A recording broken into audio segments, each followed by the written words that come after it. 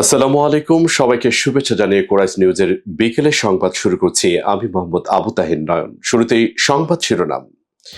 শেখ হাসিনাকে প্রধান আসামি করে ট্রাইব্যুনালে বিএনপির অভিযোগ।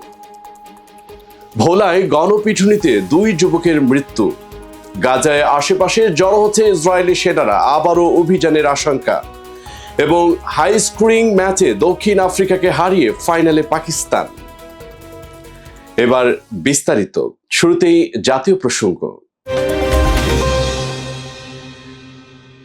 জাতিসংঘের মানবাধিকার বিষয়ক কার্যালয়ের প্রতিবেদনে র্যাব বিলুপ্তি, ডিজিএফআইকে সামরিক গোয়েন্দা তৎপরতার মধ্যে সীমাবদ্ধ রাখা সহ যেসব সুপারিশ করা হয়েছে সেসব বাস্তবায়নের বিষয়ে সংশ্লিষ্ট সবাই বসে আলোচনার মাধ্যমে সিদ্ধান্ত নেওয়া হবে বলে জানালেন স্বরাষ্ট্র উপদেষ্টা অবসরপ্রাপ্ত লেফটেন্যান্ট জেনারেল মোহাম্মদ জাহাঙ্গীর আলম চৌধুরী।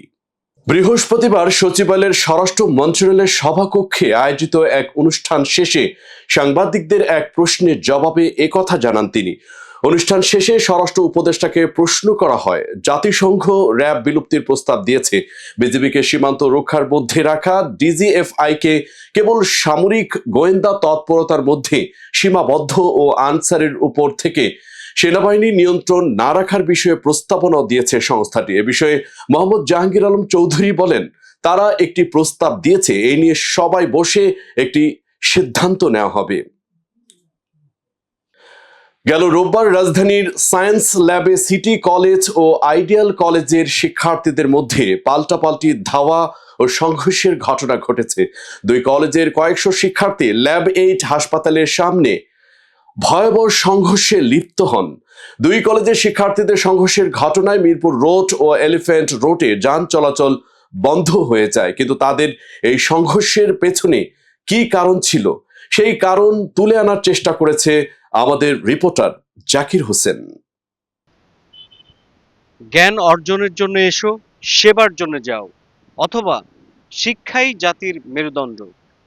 দর্শক, শিক্ষিত মানুষ হয় উন্নত মানের চিন্তা ভাবনার, শিক্ষিত মানুষ হয় খুব সূক্ষ্ম বুদ্ধি সম্পন্ন মানব জাতির কল্যাণের জন্য। কিন্তু বর্তমানে আমরা যারা শিক্ষিত মানুষ আছি, তারা কি আসলে মানব জীবনের কল্যাণের জন্য কি কাজ করছি? দর্শক, কিছুদিন আগে ঘটে যাওয়া ধানমন্ডি আইডিয়াল কলেজ ও সিটি কলেজের মধ্যে যে সংঘর্ষ, ছাত্রদের মধ্যে যে সংঘর্ষ হচ্ছে, এটা কি আসলে দেশের জন্য কি ভালো?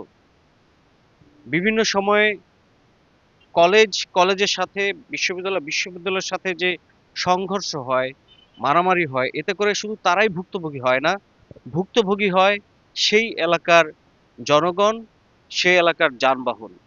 এতে করে ভোগান্তিতে পড়ে মানুষ। দর্শক, আমরা জানার চেষ্টা করব যে ধানমন্ডি আইডিয়াল কলেজ ও সিটি কলেজের মধ্যে যে বিবাদের যে বিষয় আসলে কেন হয়েছে, কি কারণ, আর এটা আসলে কতটুকু মানব জীবনের জন্য কল্যাণকর, এই জিনিসগুলো আজকে আমরা অনুসন্ধান করার চেষ্টা করব।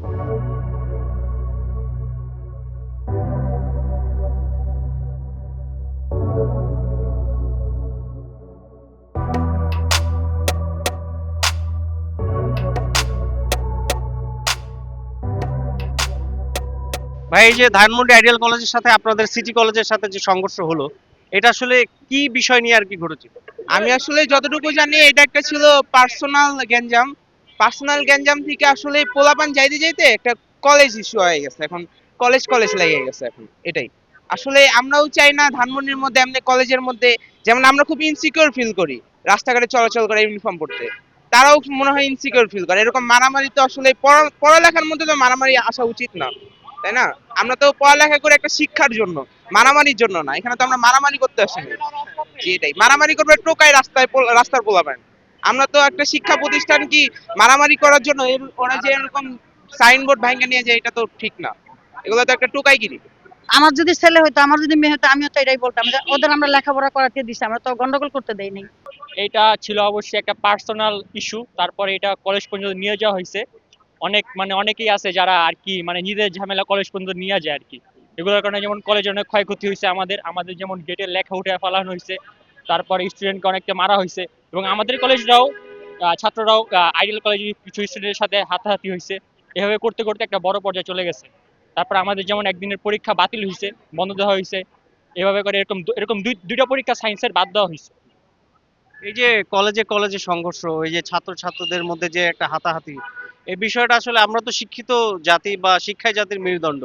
তো এই শিক্ষিত মানুষের মধ্যে যে সংঘর্ষটা হয়, এতে করে যারা এই যে রাস্তায় বা থাকে বা যারা পথচারী থাকে বা যারা রিক্সাওয়ালা, এদের একটা বিভ্রান্তি বা মনের মধ্যে একটা ভয়ের সৃষ্টি হয় যে ছাত্ররা কেন এটা করবে। আসলে এটা ঠিক কিনা আমাদের দেশের জন্য? না, এটা অবশ্যই ঠিক না। এখন সব ছাত্র তার এগুলো করে না, কিছু কিছু ছাত্রের জন্য আসলে এই ঘটনাগুলো ঘটে। ওটা তো পাড়ায় এক সপ্তাহের মধ্যে 2-3 দিন হয়। মানে কোন দিন আইডিয়াল কলেজ আর ঢাকা কলেজ, কোন দিন সিটি কলেজ, আবার আইডিয়াল কলেজ, এটা চলে। তো কারণে একদিন পর পর কলেজ বন্ধ করে দেবে। আজকেও বন্ধ, কালকেও বন্ধ গেছে, সেকেন্ড ইয়ার বন্ধ গেছে, ফার্স্ট ইয়ার খোলা ছিল। এটাই। আর এই যে ইট পাটকেল ছড়ে একটা সাধারণ লোকের উপর একটা ইট যাই লাগতে পারে, একটা মাথা ফাটলো বা হাতে একটা অ্যাক্সিডেন্ট হলো, এটা একটা দুর্ঘটনা কিন্তু দেখা যায়। অতএব সবাই মিলেমিশে থাকাটাই সবচেয়ে ভালো মনে হয়। যার যার কলেজ, যার যার লেখাপড়া নিয়ে ব্যস্ত থাকা দরকার ছিল একটু ভালো। খুবই তুচ্ছ একটা ঘটনাকে কেন্দ্র করে ধানমন্ডি আইডিয়াল কলেজ এবং সিটি কলেজের মধ্যে সংঘর্ষ হয়। একটি কলেজ আরেকটি কলেজের উপরে হামলা করে, এতে করে শুধু কলেজ শিক্ষার্থীরাই ভুক্তভোগী হয় না, ভুক্তভোগী হয় পথচারী, সাধারণ জনগণ, বন্ধ হয়ে যায় যানবাহন। তারা বলছে যে নিজেদের মধ্যে আধিপত্য বিস্তার বা একটি কলেজ অনেক ক্ষমতাশালী, এটা বোঝাতেই এই ঝামেলা বা এই সংঘর্ষের সৃষ্টি হয়। এই সংঘর্ষ কারোই কাম্য নয়। শান্তি ফিরে আসুক সকল শিক্ষা প্রতিষ্ঠানে। জাকির হোসেন, কুরাইশ নিউজ, ঢাকা। আন্তর্জাতিক অপরাধ ট্রাইব্যুনালে জুলাই আগস্ট গণহত্যায় দেশব্যাপী 848 নেতাকর্মী নিহতের ঘটনায় সাবেক প্রধানমন্ত্রী শেখ হাসিনাকে প্রধান আসামি করে অভিযোগ দায়ের করেছে বিএনপি। বৃহস্পতিবার সকালে আন্তর্জাতিক অপরাধ ট্রাইব্যুনালে এই অভিযোগ দায়ের করা হয় বলে জানান বিএনপির মামলা ও সমন্বয় প্রধান সালাউদ্দিন খান। অভিযোগে সাবেক স্বরাষ্ট্রমন্ত্রী আসাদুজ্জামান খান কামাল, আইনমন্ত্রী আনিসুল হক, তথ্যমন্ত্রী আরাফাত সহ পুলিশের ঊর্ধ্বতন কর্মকর্তাদের আসামি করা হয়। তালিকা সহ অডিও, ভিডিও ও 84 মামলার এজাহারের কপি আন্তর্জাতিক অপরাধ ট্রাইব্যুনালে দাখিল করে বিএনপি। এবার জেলার সংবাদ। ভোলায় তজিমুদ্দিনের গরু চুরি করতে গিয়ে গণপিটুনির শিকার হন মোহাম্মদ নয়ন ও আমির হোসেন নামের 2 যুবকের মৃত্যু হয়েছে। তবে এ ঘটনায় এখন পর্যন্ত কাউকে আটক করেনি পুলিশ। বৃহস্পতিবার ভোরে উপজেলার সোনাপুর ইউনিয়নের 7 নং ওয়ার্ডের ভুঁইয়া বাড়িতে ঘটে এ ঘটনা। স্থানীয়রা জানান, বুধবার গভীর রাতে নয়ন ও আমির হোসেন একটি গোয়াল ঘরে গরু চুরির প্রস্তুতি নিচ্ছিলেন। এ সময় গরুর মালিক খালেক বিষয়টি টের পেয়ে চিৎকার করেন। তার চিৎকার শুনে বাড়ির ও আশপাশের অন্যান্য লোকজন বেরিয়ে নয়ন ও আমির হোসেনকে ধাওয়া দিয়ে তাদের আটক করেন। আটকের পর বেধড়ক মারধরের কারণে ঘটনাস্থলেই মারা যান নয়ন ও আমির। এবার আন্তর্জাতিক প্রসঙ্গ। ফিলিস্তিনের অবরুদ্ধ গাজায় আবারও হামলা অভিযান শুরুর বিষয়ে নেতানিয়াহুর হুমকির পর থেকেই ভূখণ্ডটির আশেপাশে বাড়তি সেনা মোতায়েন শুরু করেছে ইসরায়েল। অভিযানের প্রস্তুতি হিসেবে বুধবার থেকে ট্যাঙ্ক সহ ভারী সাঁজোয়া যানও জড়ো করা হচ্ছে। বৃহস্পতিবার এক প্রতিবেদনের বার্তা সংস্থা রয়টার্স এ তথ্য জানায়। প্রতিবেদনে বলা হয়, ইসরায়েলের বিরুদ্ধে যুদ্ধবিরতি চুক্তির শর্ত লঙ্ঘনের অভিযোগে এনে জিম্মি মুক্তি অনির্দিষ্টকালের জন্য স্থগিত করে দিয়েছে হামাস। সেই জেরেই গাজায় আবারও আগ্রাসন চালানোর প্রস্তুতি নিচ্ছে ইসরায়েল। আগ্রাসন শুরুর পূর্ব পদক্ষেপ হিসেবে রিজার্ভ বাহিনী তলব করে সীমান্তে তাদের মোতায়েন করেছে নেতানিয়াহু। জানাবো খেলার খবর।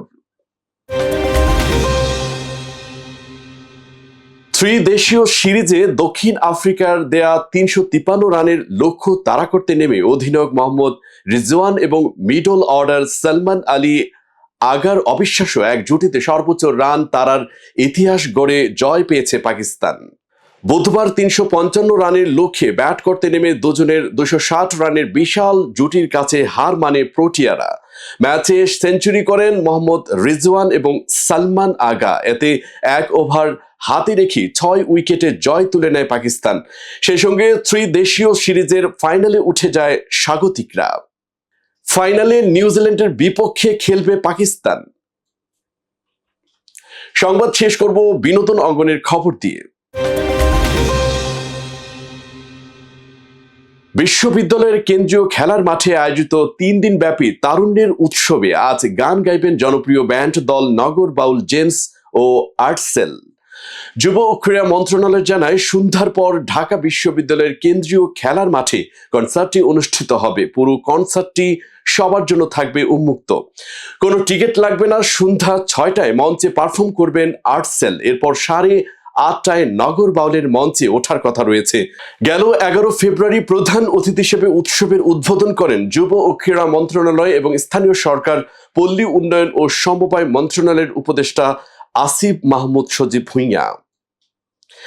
সংবাদ শেষ করার আগে সংবাদ শিরোনামগুলো আরো একবার। শেখ হাসিনাকে প্রধান আসামি করে ট্রাইব্যুনালে বিএনপির অভিযোগ।